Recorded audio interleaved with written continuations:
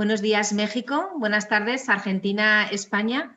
Bienvenidos a este coloquio, el audiovisual como herramienta de la divulgación científica en el marco de la 18ª edición de Espiello, Festival Internacional de Documental Etnográfico de Sobrarbe, que se celebra desde el viernes pasado, 12 de marzo, hasta el 28 de marzo en Voltaña, un pequeño pueblo de los Pirineos de Huesca, en España. Desde aquí, desde Voltaña, desde la comarca de Sobrarbe, os damos la bienvenida y os agradecemos la asistencia a este acto. El programa este año de nuestro festival incluye 43 películas y también multitud de actos paralelos, entre ellos este coloquio de esta tarde. Es el segundo encuentro de 4 preparados en formato online a través de webinar para un poco seguir con aquellas colaboraciones con instituciones que ya están muy consolidadas en nuestro festival. Este es el caso de la ASECIC, la Asociación de Cine y Vídeo Científicos Española, que lleva colaborando con Espiello desde el año 2006. En ese momento, cuando celebrábamos nuestra 4ª edición, gracias a Eugenio Monesma, documentalista de aquí de Huesca y socio de la ASECIC, nos pusimos en contacto con esta asociación que, bueno, desde entonces ha tenido siempre un miembro en nuestro jurado oficial, también participa en el jurado de preselección y también otorga uno de los premios dentro de nuestro palmarés, el premio Espiello Guillermo Zúñiga. La ASECIC tiene ya más de 50 años de existencia, es una organización con vocación iberoamericana, sin ánimo de lucro, y que un poco, por un lado, ha unado a aquellos pioneros de la imagen y de la fotografía científica española, pero también a un nutrido grupo de investigadores del ámbito iberoamericano dedicado pues, al uso del audiovisual, de la imagen, del sonido, con fines relacionados con la ciencia, la innovación y la tecnología. El trabajo conjunto entre ASECIC y Espiello ha sido muy fructífero. Realmente pensamos que el documental etnográfico, la antropología visual, es documental científico. Uno de los criterios utilizados en nuestro festival para seleccionar los trabajos que compiten en la sección concurso internacional es sobre todo valorar el trabajo de investigación que hay detrás de ellos y el rigor científico que se muestra en estas producciones. Muchas veces, cuando pensamos en documental científico, siempre lo asociamos a las ciencias llamadas puras o exactas, pero realmente en la actualidad, desde las ciencias sociales, se está trabajando también mucho la imagen, también como divulgación. Es por eso que pensábamos que era interesante crear un espacio de reflexión a través de este coloquio acerca de cómo el cine, la imagen, el audiovisual puede ser un elemento importante en la divulgación científica. Y para ello tenemos a 3 invitados que paso ahora mismo a presentarles. En primer lugar, contamos con la Bienal Internacional de Cine Científico BIC 2020 Ronda Madrid, México, que ha celebrado su 13ª edición este pasado año. Se trata de un reconocido festival, pionero en Europa de cine científico, se creó ya en 1977 y está organizado por la ASECIC. Representando tanto a la asociación como también a la BIC, porque ha sido el jurado, uno de los jurados de esta 13ª edición, tenemos a Rogelio Sánchez, bienvenido.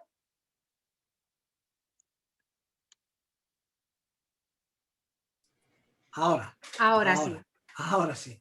Decía que muchas gracias por haber tenido una vez más en cuenta la ASECIC. Yo creo que Espiello y ASECIC son ya una pareja difícil de separar, sobre todo porque además a mí han tenido el orgullo también de contarme dentro del equipo de la Comisión Permanente de Espiello. Para mí es un honor y es un trabajo muy bonito que realizamos en este certamen muy especial.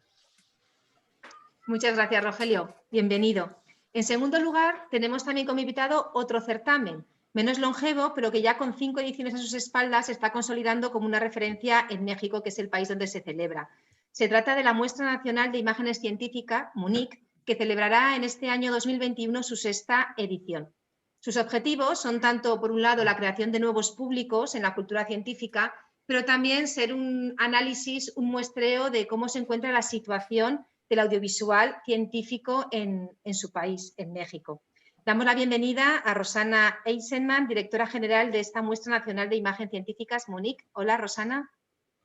Hola, Patricia. Gracias, Espiello, por invitarnos a este coloquio. Muchas gracias, Rogelio. Víctor, ¿cómo están?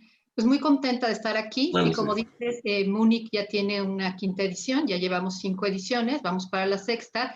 y vamos creciendo. Yo creo que el audiovisual científico en México se está posicionando y estamos muy contentos de participar con ustedes. Gracias. Muy bien, muchas gracias, bienvenida. Como tú bien dices, el documental científico en México está siendo ya muy importante y se está posicionando. Un ejemplo es el trabajo de Víctor Mariña Flores, nuestro último invitado, que es un documentalista mexicano con una gran trayectoria en cine científico, vinculado a TV UNAM, una televisión abierta, propiedad de la Universidad Nacional Autónoma de México. Su película El Gran Acuífero Maya se acaba de alzar los premios entregados el pasado sábado, con el Gran Premio Unicaja Vic 30 en esta 13ª edición de la Vic. Y bueno, es un galardón que viene a sumarse a otros premios ya cosechados por este magnífico trabajo. Desde Espiello vamos a tener la suerte de poder visionar este documental, El Gran Acuífero Maya, que ya se puede ver en nuestra plataforma FES Home TV desde ahora mismo hasta el próximo 18 de marzo a las 20 horas españolas. Así que cuando acabe este coloquio, seguro que todos los que lo estén escuchando pues tienen ganas de ver ya este trabajo. Nos ha interesado este documental porque, bueno, pues además de por su interés científico y su calidad técnica en una producción que sospechamos que fue complicada, sobre todo por las imágenes con cámara submarina, también porque aúna diferentes ámbitos de diferentes ciencias, ¿no? Las investigaciones son tan interesantes desde el punto de vista de la biología como la paleontología, arqueología, antropología, astronomía, es decir, es un documental muy, muy, muy completo de divulgación y además, sobre todo, luego hablaremos, Víctor, de eso, pues yo creo que sobre todo cumple y ha superado ese reto que supongo que tenéis muchos directores a la hora de hacer documental científico. Por un lado, pues equilibrar el rigor científico con que realmente sea un trabajo atractivo, ágil y que interese a un público general. Bienvenido, Víctor. Sí, bueno, buenas tardes allá en España y buenos días en México. Es un privilegio estar con ustedes. Muchas gracias por invitarnos y por poder estar con el público español. Muchas gracias, Víctor. Bueno, pues si os parece, vamos a empezar con una primera intervención. Empezaremos por Rogelio, seguirá Rosana y acabará Víctor. Un poco para que nos comentéis también desde vuestros respectivos certámenes y Víctor como director, cómo ve en la actualidad el tema, pues eso, cómo se puede utilizar audiovisual si es una buena herramienta, que yo creo que nos estamos todos de acuerdo, que sí que lo es para la divulgación científica. Rogelio. El micro. Es que Ana me quita el micro y luego no me acuerdo de ponérmelo. No, decía que realmente es un privilegio estar en este encuentro y hay que dar las gracias a Espiello por dar la oportunidad y por dar, como siempre, un paso adelante en todo. Yo me acuerdo de los primeros años de Espiello, que llegamos de Eugenio Morelma y yo conocía su trabajo, que costaba mucho trabajo convencer a los voluntarios, a la gente que estaba allí. Tú eres de la Asociación de Cine Científico y esto que hacemos nosotros es cine científico. Y yo discutía mucho con ellos porque siempre he sido un defensor a ultranza de que todo el cine relacionado con la ciencia no tiene por qué ser de biología o tiene por qué ser de estos temas, las ciencias muertas. Yo me acuerdo, yo trabajo en el Consejo de Investigaciones Científicas y uno de mis empeños es que la gente, por ejemplo, que explique por qué hay 15 ediciones del Quijote diferentes y que eso lo explique en un documental que a la gente le sirva para aprender. Es mucho más difícil divulgar en las ciencias muertas, por llamarlas de alguna manera, que no lo son, pero es muy importante. Con las películas de Espiello, me acuerdo, primer contacto, aparte de Eugenio, que le conocíamos, Francisco Ginerabati, que es uno de los pioneros del cine etnográfico en España y pioneros de la asociación, hacía, pues ya seguirá haciendo documentales, pero hacía documentales de cine etnográfico puro, lo que entendíamos por cine etnográfico puro, que era cámara fija, que reflejaba lo que estaba pasando en un ambiente determinado o en un comportamiento determinado de personas. Ya desde que el fundador de la SECIC, Guillermo Fernández Zúñiga, empezó a hacer sus primeros documentales científicos, marca, y eso es reconocido por los documentalistas actuales, él marca la manera diferente de contar la ciencia. Hasta entonces la ciencia era ciencia para los científicos, ciencia para los estudiantes. y muchas veces solo se reflejaba algo para que luego la gente pudiera estudiarlo. No pretendían contar nada ni llegar nada. Zúñiga empezó aquí en España de la mano de Pelebé, que es el que aprendió en Francia, a hacer documentales de otra manera diferente, y empezamos a ver unos documentales con unos guiones que, por ejemplo, hay algunos actuales, hay ahora mismo uno de los de Zúñiga que está hecho en los años 60 sobre las aguas, sobre la contaminación de las aguas, que solo bastaría grabar imágenes en alta definición ahora, casi con los mismos planos, y el guión vale perfectamente. O sea, realmente fue un avanzado. Y siempre he sido un defensor a ultranza del cine como herramienta para contar la ciencia. Ahora ya damos un paso más y no es contar la ciencia, sino que además que la gente se interese por la ciencia. Es una fuente de vocaciones científicas, que la gente se acerque a través de los documentales a la ciencia. Es verdad que vamos ahora mismo en un mundo loco y tenemos que cambiar los formatos, no queda más remedio para divulgar. Los formatos de 90 minutos ya no les gustan a los jóvenes, no les enganchamos. Yo me acuerdo cuando estaba en el Museo de Ciencias Naturales, decíamos que una cosa que pusiéramos en sala de más de 10 minutos no se aguantaba. Ahora más de 3-4 minutos no aguanta nadie en una sala, en una exposición. Estamos acostumbrados a otro ritmo de ver las cosas. Y son documentales muy costosos de hacer. Cualquiera de los documentales de corte científico, sean etnográficos o no, cuesta mucho dinero. Seguramente, sin duda alguna, los de biología y los de naturaleza son mucho más costosos porque hay que desplazarse muchísimo, hay que llevar mucho equipo, los animales no salen a correr cuando queremos, como nos contaba Arturo Menor el otro día, no es tan fácil, o como el documental que vamos a ver ahora, no es tan fácil, pero lleva mucho dinero y la gente come, aunque no nos lo creamos, la gente que hace documentales también come. Algunos somos afortunados, como Víctor o como yo, que trabajamos para la administración pública de nuestros países, y eso nos permite tener un sueldo y no tener que estar pendiente de los documentales. Pero la gente que hace documentales tiene que comer. Lamentablemente las televisiones, al menos, iba a decir las televisiones, no, las televisiones en España, porque en México tienen 14 o 15 o 19, me parece, canales educativos, cuando aquí tenemos un cachito de vez en cuando en la 2 y nuestra televisión pública no compra los documentales hechos por los documentalistas españoles, no apoya a los documentalistas españoles, con lo cual es muy difícil hacer cosas aquí. Yo recuerdo una vez que Manuela Gutiérrez, que también ha estado por Espiello y que hacía un documental que queríamos poner precisamente en una de las sesiones del Museo de Ciencias, lo tuvo que traducir, locutar en castellano para nosotros, y antes ya estaba en 17 idiomas locutado. Y no había sido locutado en español porque nadie en España se había interesado por pasar ese documental.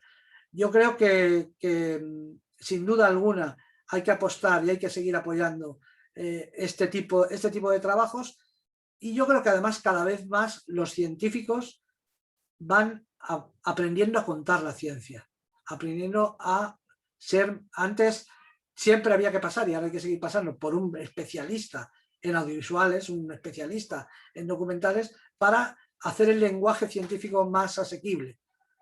Pero bueno, el documental que vamos a ver luego está hecho por científicos y es fantástico, lo entiende absolutamente todo el mundo. Así que bueno, no quiero ya tampoco hablar, porque yo creo que lo más importante es que Víctor nos cuente cuáles los intríngulis del documental. A mí una de las cosas que me ha asombrado, y no quiero hacer spoiler, pero cómo debajo del agua, después de tantos años, tienen en la mano un cráneo de un posible azteca. Me parece increíble que sigan allí. O tiraron muchos al agujero y se han mantenido unos pocos, o realmente lo que vamos a ver en este documental es totalmente diferente a lo que yo he visto hasta ahora. Es un documental submarino, es un documental de biología, pero es un documental antropológico. A través de los descubrimientos vamos a conocer más de una civilización que, por desgracia, ya no está con nosotros. Pues nada más. Muchas gracias, Patricia. Muchas gracias, Rogelio. Pasamos ahora la palabra a Rosana, que también pues, me gustaría que nos explicaras un poco la labor que hacéis desde la MUNIC en esta creación de nuevos públicos interesados por la cultura científica, y si habéis visto también que desde esa primera edición a esta quinta habéis logrado crear mayor interés entre ese público.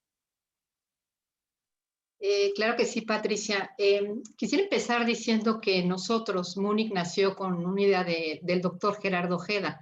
Gerardo vino a México y nos planteó la necesidad de tener un festival de cine científico.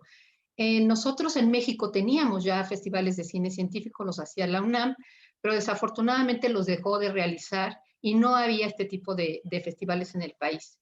Y como ustedes conocen muy bien al doctor Ojeda, bueno, nos pone esta iniciativa, nos impulsa y nosotros decidimos, bueno, continuar con lo que él nos dice que es una urgencia en nuestro país, ¿no? Y bueno, empezamos la primera edición con una colaboración con el CONACYT, el Consejo Nacional de Ciencia y Tecnología, y con toda la asesoría del doctor Gerardo Ojeda, porque nosotros desconocíamos mucho cómo era llevar un festival de este corte. ¿Cuál va a ser nuestra sorpresa? Bueno, sabíamos que en México se producía cine científico, este tipo de materiales, pero la cantidad que se producía, no. Entonces, cuando lanzamos nuestra primera convocatoria, la sorpresa fue que se inscribieron 99 materiales. Y nosotros tenemos una convocatoria corta, solamente de 2 meses. No tenemos una convocatoria larga. Y la verdad fue una gran sorpresa ver que en nuestro país había una gran producción de este tipo de materiales, de muy buena calidad, materiales con muy buen contenido, que abarcaban muchas disciplinas. Y bueno, una selección al principio de unos 35 materiales que fue muy bien vista porque en la primera sede que tuvimos y decidimos fue el Centro Cultural Universitario de la UNAM, con la Filmoteca de la UNAM lo hicimos. Y bueno, esta fue nuestra primera edición, algunas sedes de la Ciudad de México. Nos fue muy bien, la verdad es que tuvo mucho éxito la muestra y decidimos hacer la segunda edición. En la segunda edición hemos ido creciendo en la cantidad de materiales que se inscriben en esta convocatoria. Ya tenemos, inclusive es sorpresivo, pero en México nuestros productores y directores que producen cada año, o sea, cada año nos inscriben materiales prácticamente muchos de los mismos productores que participan, lo cual quiere decir es que hay una continuidad, que se produce, que sí hay posibilidades de hacer este tipo de materiales. Entonces, nos da mucho gusto saber que en México se produce, se hace materiales de ciencia y que MUNIC tiene y le da una salida a este tipo de materiales, ya que algunos, aunque sí están, como dice Rogelio, que tenemos muchas televisoras públicas y culturales en el país y salen este tipo de materiales, como es el caso del material del gran acuífero maya que hizo Víctor, pues hay otros materiales que no tienen la posibilidad de salir en nuestro país, ¿no? Y que MUNIC les da esa posibilidad. Nosotros, como bien dice Víctor, tenemos materiales desde cortos, porque además él ha sido jurado, Rogelio, tenemos materiales hasta de 3 minutos que están hechos justo para este público, sobre todo público infantil, porque cabe destacar que MUNIC tiene esa misión, abrir esos espacios, sobre todo en el público infantil y juvenil. Entonces, sí tenemos estos materiales que muchos son en animación, que tienen una buena calidad de imagen, y el contenido es bastante accesible para que los niños y los jóvenes lo puedan entender. Y sí, como dice Víctor, los jóvenes ahora actualmente no buscan materiales largos, ¿no? La forma de ver, de visualizarse es corto. Entonces, realmente tenemos materiales desde 2 minutos, 3 minutos, hasta documentales largos, como es el caso del gran acuífero maya, que Víctor participó con nosotros también. Entonces tenemos todo tipo de materiales, pero bueno, abarcamos a todo. Lo que es abrir estos espacios para que los públicos puedan ver la ciencia a través del audiovisual. ¿Por qué la importancia del audiovisual en el cine científico? Porque bueno, tenemos la información, pero ¿cómo convertirla en imágenes? Y las imágenes son muy importantes para el audiovisual científico.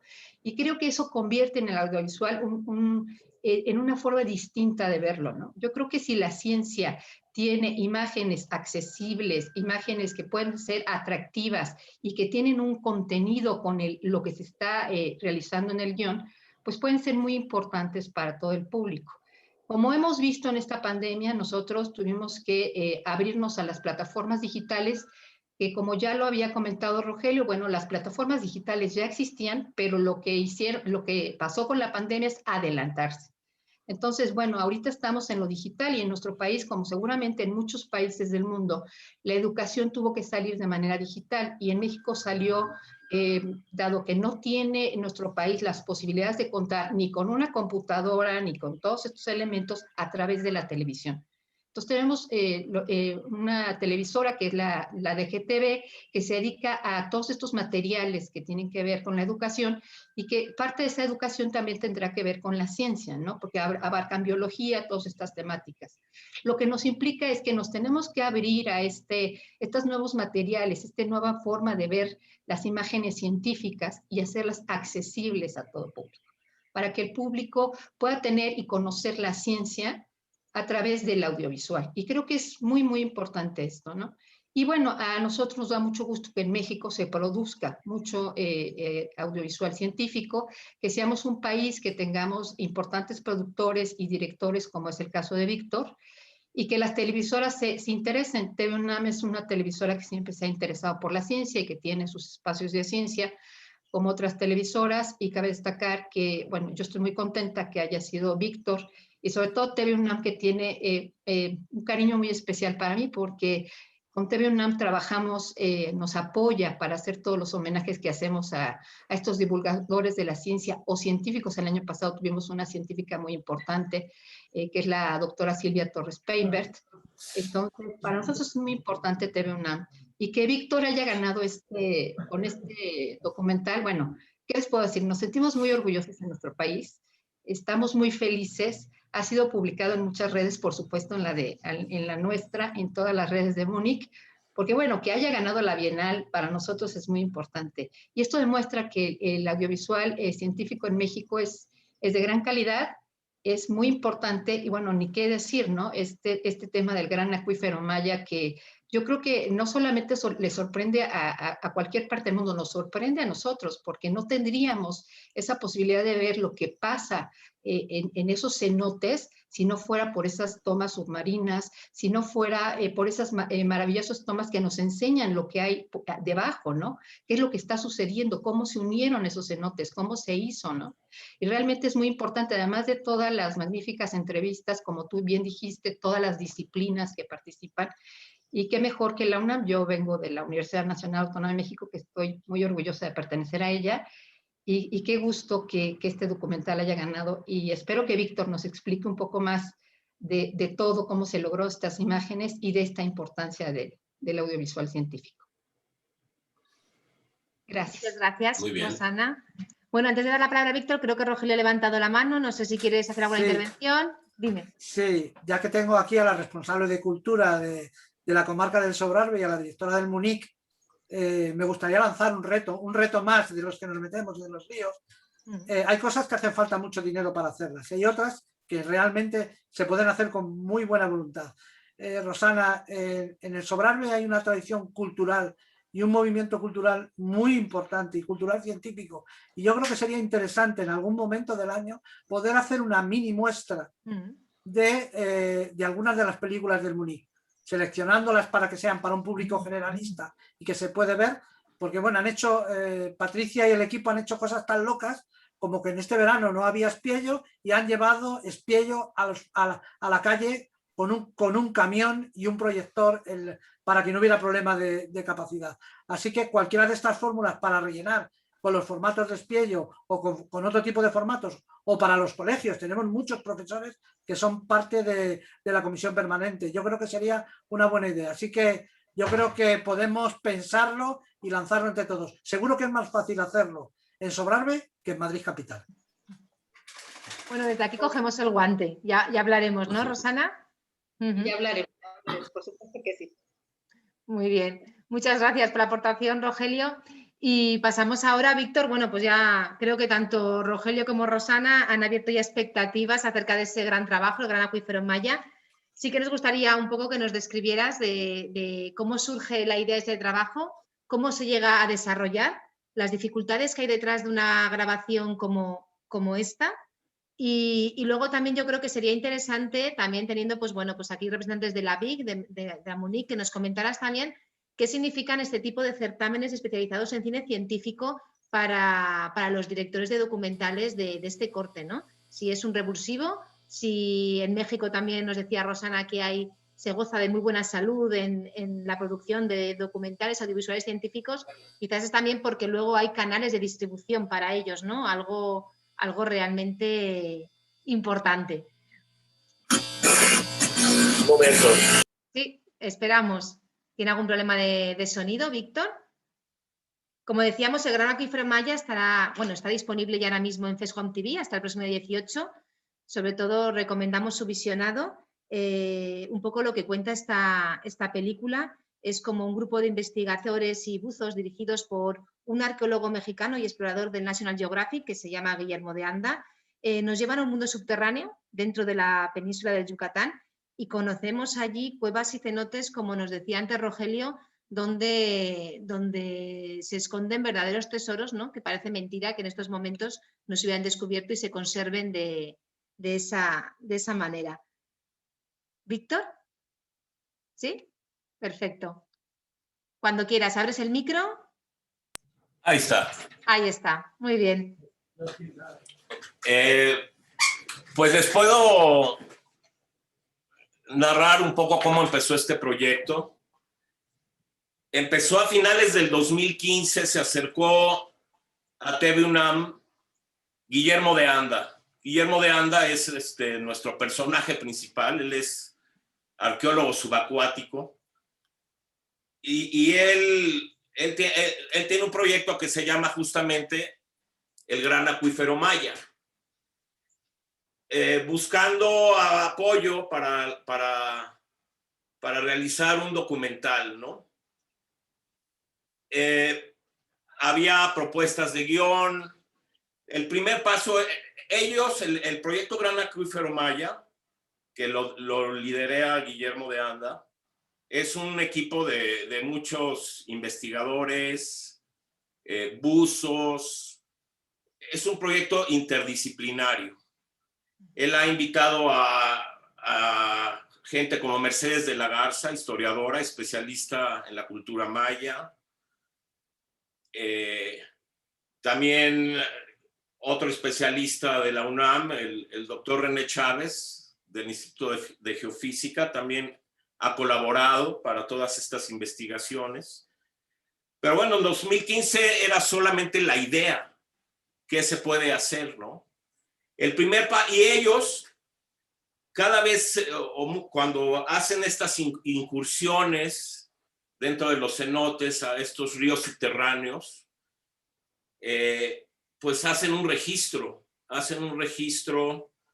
También él ha colaborado con National Geographic, entonces incluso hay tomas hechas por camarógrafos de National Geographic. Y entonces el primer paso fue empezar a recopilar todo ese material, ¿no?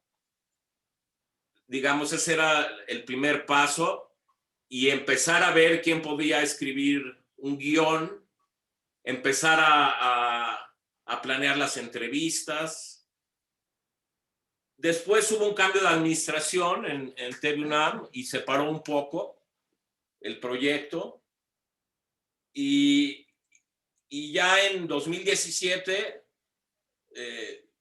con Armando Casas como director, dijo, bueno, ya vamos a hacerlo, ¿no?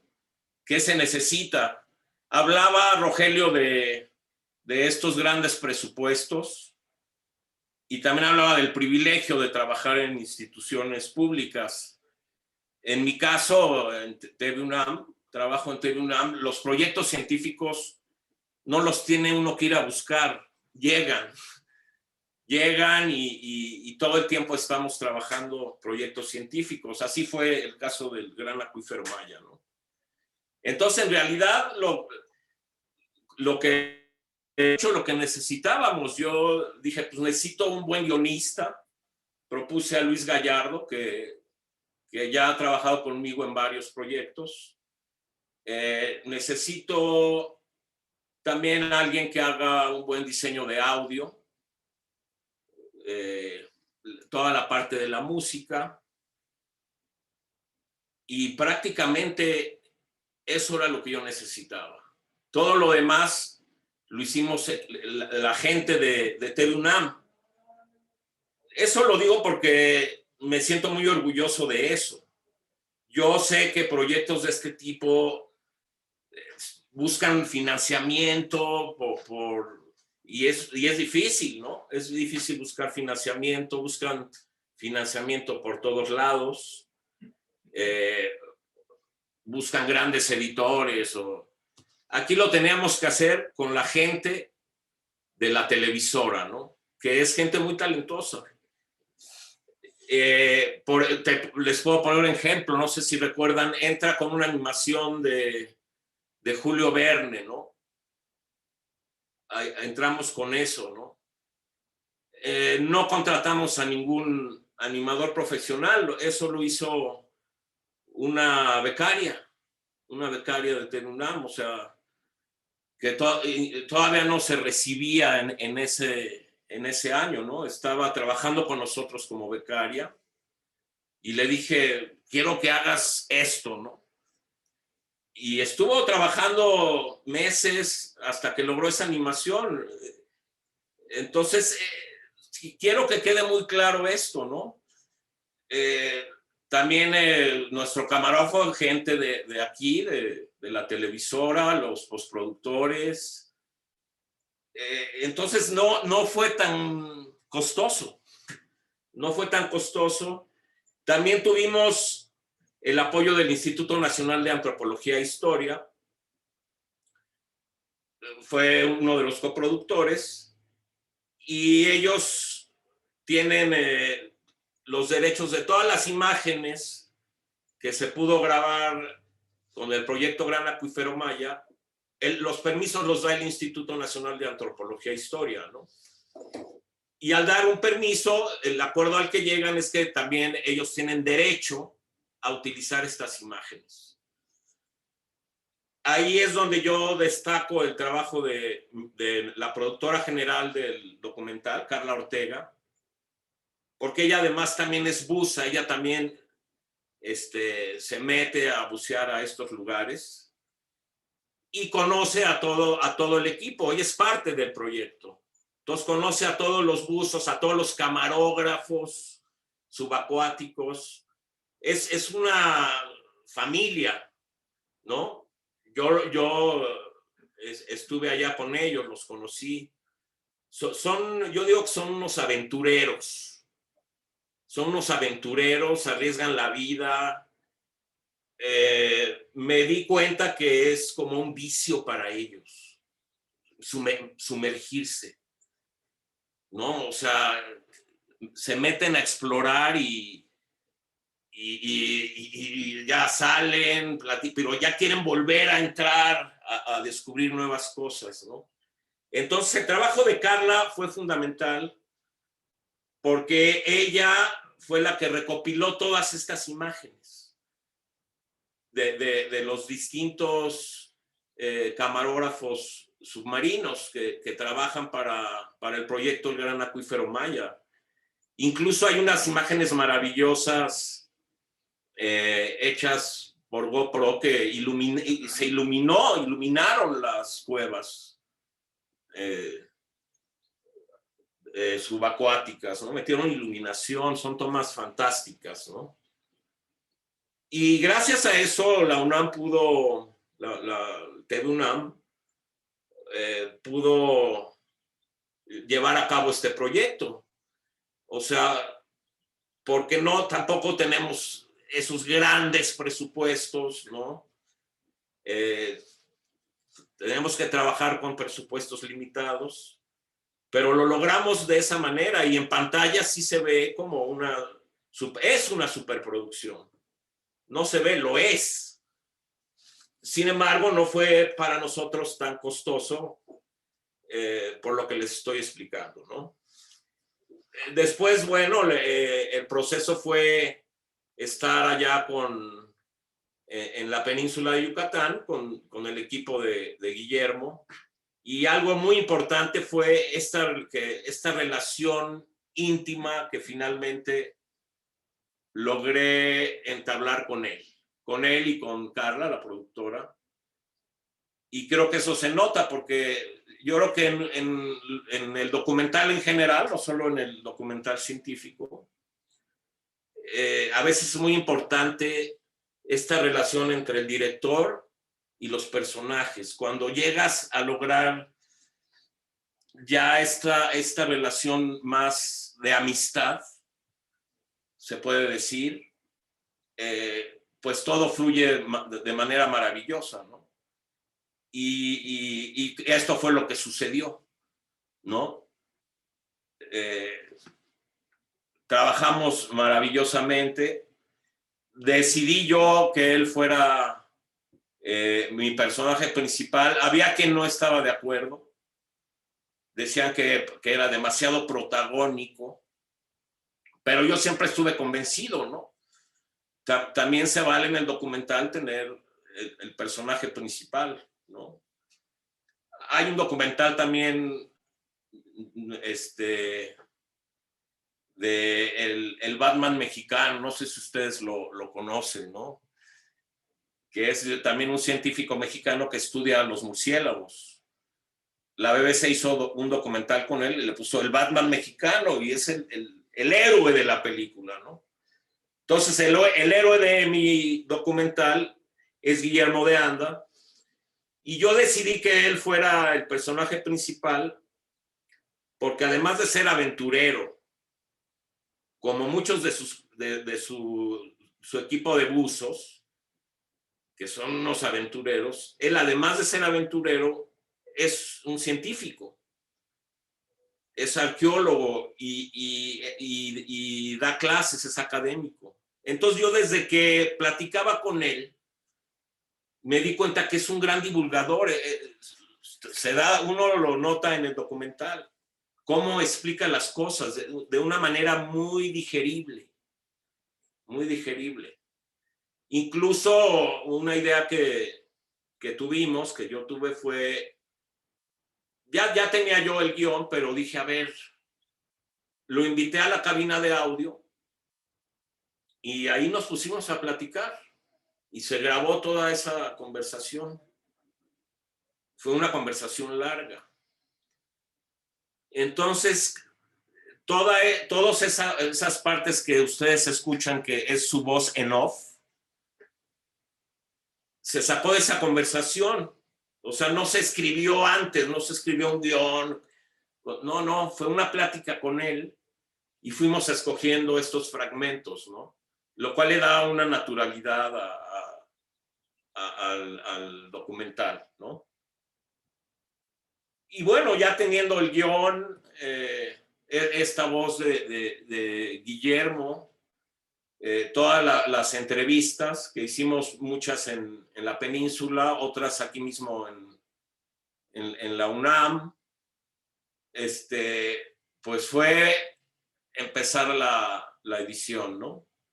Que le platicaba a Rogelio que era el primer corte era de 2 horas, y a lo mejor porque trabajamos más para televisión. Yo siempre he pensado que la televisión es la ventana natural para el documental. Además de los festivales, por supuesto. Tengo esa preocupación por el ritmo. Y entonces le fuimos cortando para que... A mí me preocupa mucho que no se caiga la historia. También ahí hubo discusiones porque muchas veces pues hay información que hay que sacrificar, ¿no? O partes que hay que sacrificar en aras de este ritmo, ¿no? Y yo siempre apuesto más al ritmo, aunque sacrifiquemos alguna información, porque si tú atrapas al público y se interesa, pues ya el público podrá investigar más del tema, ¿no? Lo importante es que quede entusiasmado y podrá él investigar por otro lado sobre el mismo tema. Entonces, también creo que esta parte fue muy importante. El ritmo de edición, creo que fue también eso muy importante. Y lo fundamental fue el trabajo de los mismos científicos, que participaron, ¿no? Ellos te van contando toda la historia. ¿Algo más que quieran? Sí, lo que decía Rogelio, ¿no? Los científicos han aprendido a contar la ciencia, era lo que les decía de Guillermo. Llegamos a entrevistar a otros científicos, a lo mejor con grados superiores a los del mismo Guillermo, académicos. Pero sin embargo la forma en que él lo explica es mucho más ameno. Es mucho más ameno y eso ayuda muchísimo. No sé, algo más que quieran preguntar. Me preguntaba Rogelio de los cráneos, de cómo se conservan tanto tiempo, ¿no? La mayoría de los cenotes hace millones de años eran secos, ¿no? En esa época eran cuevas secas. Al inundarse, y como no hay grandes corrientes, pues se conservan intactos, ¿no? Eso los conserva, y como vemos en el documental, estos investigadores tratan de no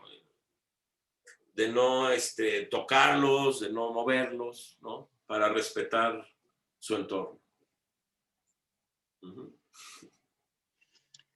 Muchas gracias, Víctor. Desde luego es cierto que en cualquier documental la elección del personaje es importantísima, y desde luego en tu documental fue un acierto que Guillermo de Anda fuera el personaje principal y, como tú bien dices, un gran divulgador, y realmente eso yo creo que es uno de los aciertos de este trabajo.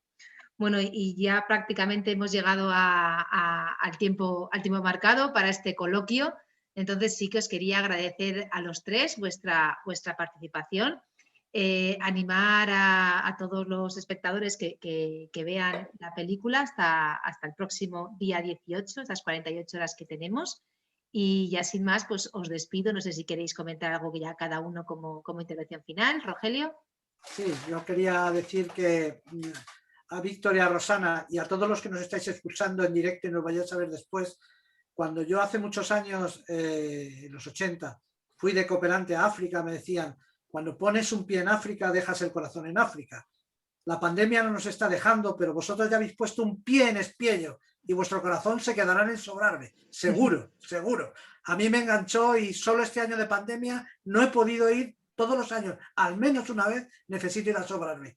Ya veo que no me he muerto, con lo cual no es tanta necesidad, pero bueno, realmente volveré en cuanto se pueda. Y sí, invitar por favor a Rosana y a Víctor que desde vuestras instituciones hagáis publicidad de que Espiello existe. Esperamos más documentales. Llegan muchas películas mexicanas de productores independientes en general, muy buenos trabajos, pero de TV UNAM no ha llegado alguna, pero de manera independiente. Y tú y Rosana, a través de tu festival, las películas que veas que son del perfil de Espiello, invítales a que vengan. Nos queda un año por delante, pero nada, muchísimas gracias, Patricia, muchísimas gracias, Espiello, por este cariño con el que siempre tratáis a la Asociación Española de Cine Científico. Nada, gracias. Muchas gracias. Muy bien. Muchas gracias, Patricia. Gracias. Víctor, Bueno. yo nada más quería comentarles por último que, bueno, sí, nosotros conocemos Espiello, no sé si sepan que, bueno, el Sistema Zacatecano de Radio y Televisión, en el COSIT, han participado, sí. Hemos visto todos sus materiales, y con gusto haremos que todo lo que se inscriba en Múnich vaya, bueno, también se inscriba en Espiello, y bueno, es un gran festival y estamos muy, muy contentos de participar con ustedes. Muchas gracias, Rogelio, Patricia, Víctor. Muchas gracias a vosotros. Bueno, gracias a vosotros. Muchas gracias. Gracias, Ana, que estabas ahí en la oscuridad también.